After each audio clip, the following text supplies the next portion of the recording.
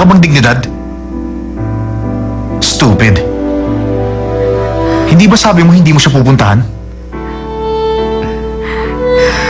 Tama na. Isa ka kang papi. Kumakaripas ka pa rin ng takbo pabalik sa kanya kahit na itinapon ka na niya. Julian Park, alam mo nakakaawa ka.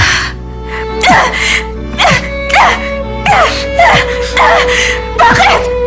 Bakit niyo ako sinasaktan? Sabihin mo sa akin! Anong kasalanan ko? Saan ako nagkamali? Bakit? Bakit niyo ako kinakawawa? Sabihin mo sa akin! Bakit? Bakit? Gusto mo talagang malaman? Hindi mo ba nakikita, ha? Ikaw mismo kumakawawa sa sarili mo. Hindi mo ako maiintindihan. Alam mo ba kung anong pakiramdam? Nang maghintay ng tawag mula sa taong gusto mo, ha? Ang pakiramdam na nagmamahal. Para bang sasabog ang puso ko. Hindi mo ako maiintindihan kahit na kailan. Dahil sa lalaking tumawag sa akin kanina, kaya ako nararamdaman yun. Kahit na sinaktan na niya ako, gusto ko pa rin marinig ang sasabihin niya. Anong magagawa ko? Ganito talaga ako.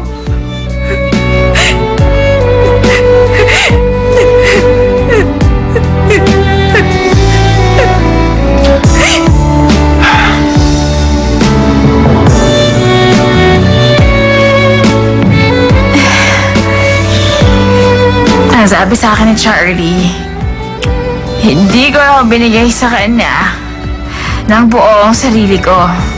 Hindi raw katulad ni Lizzie. Wala raw siyang assurance na siya ang pakakasalan ko. He's a fool. Bakit sinabi pa niya yan sa'yo ngayon? Bata pang tingin niya sa akin. Hindi isang ganap na babae. Kalimutan mo na yun. Paano ko gagawin yan? Yun ang mga salita ng taong... Yun ang mga salita ng taong pinakagusto ko sa mundong ito. Hindi ako isang ganap na babae. Yun ang dahilan kaya niya ako iniwan. Kahit alam mo ang dahilan, wala ka pa rin mababago. Siguro nga, ako talaga ang may kasalanan kung bakit nagkaganito ang buhay ko ngayon. Walang kasalanan si Charlie. Walang kinalaman ng kamalditahan ni Lizzie. Dahil sa akin, kasalanan ko. Tama na yan. Ano ka ba? Gusto mo bang magpakamatay?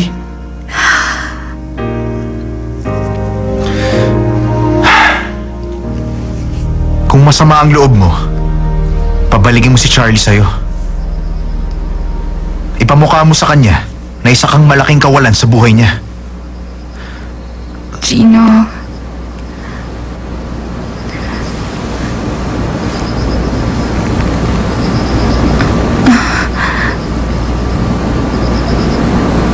Pwede mo ba akong gawing isang ganap na babae?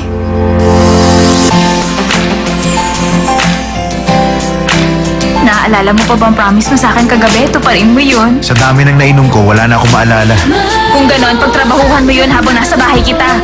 And make Julian Park a woman project. Ang sabi mo, gusto mo maging isang babae na hinahabol ng mga lalaki. Ang problema mo, ikaw lagi ang unang naghahabol. Alisin mo ang habit mo na lumalabas agad kung may gusto makipag-usap sa'yo. Maliwanag ba? Kasing liwanag po ng araw, Sergeant. Very good.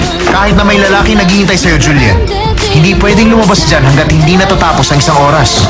In fairness, ang husay mo maglakad. Ang sabi ko sa'yo, mas graceful dapat. Extend mo yan. At dapat naka-point ka. Sergeant Gino, sana maging friends tayo forever. I-rap nyo yung meat saka kayo magsubuan. Okay lang sa amin yun. Tumigil ka nga. Ayaw ni Gino ang ganyang usapan. Akalain mo, bading pala ang tingin sa'yo nung dalawang yon? Gino, mula ngayon hindi mo na ako friend.